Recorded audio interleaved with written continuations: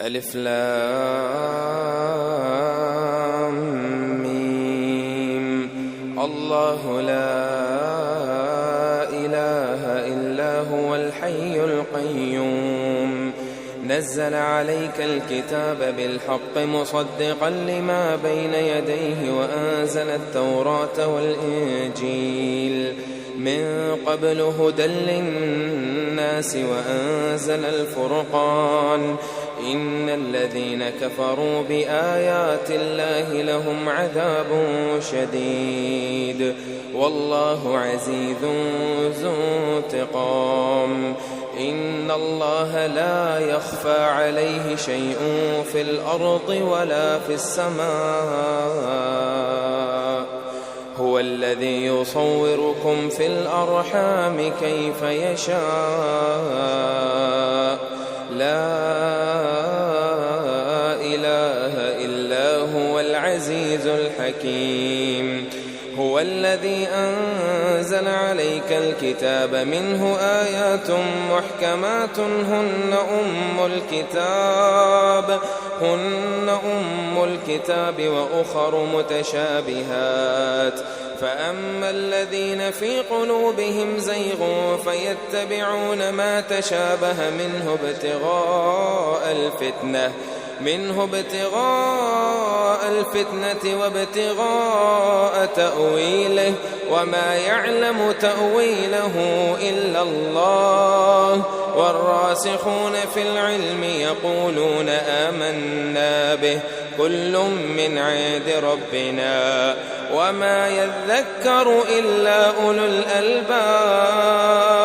ربنا لا تزغ قلوبنا بعد إذ هديتنا وهب لنا من لدنك رحمة إنك أنت الوهاب ربنا إنك جامع الناس ليوم لا ريب فيه إن الله لا يخلف الميعاد إن الذين كفروا لا تغني عنهم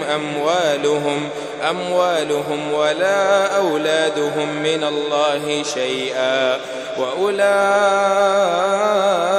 هم وقود النار كدأب آل فرعون والذين من قبلهم كذبوا بآياتنا فأخذهم الله بذنوبهم والله شديد العقاب قل للذين كفروا ستغلبون وتحشرون إلى جهنم وبئس المهاد قد كان لكم آية في فئتين التقتا فئة تقاتل في سبيل الله وأخرى كافرة يرونهم مثليهم رأي العين والله يؤيد بنصره من يشاء إن في ذلك لعبرة لأولي الأبصار زين للناس حب الشهوات من النساء والبنين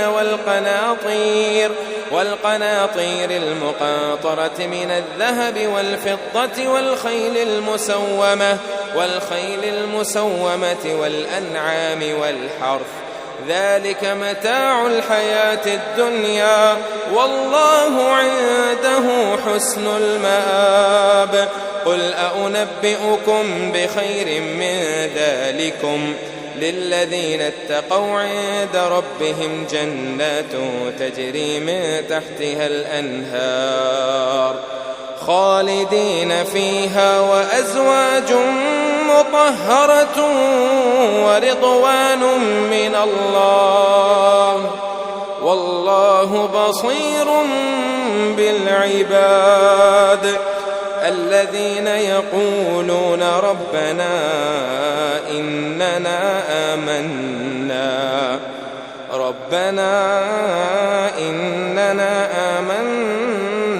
فاغفر لنا ذنوبنا وقنا عذاب النار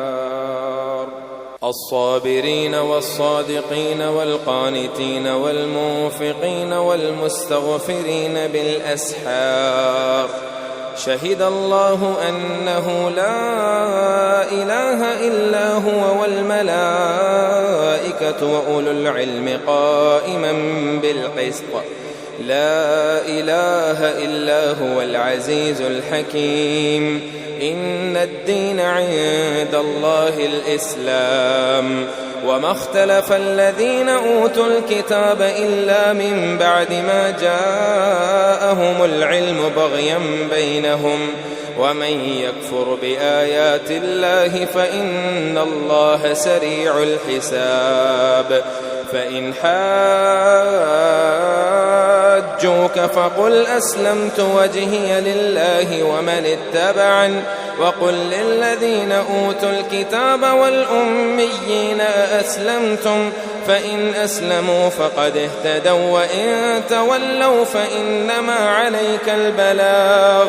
والله بصير بالعباد.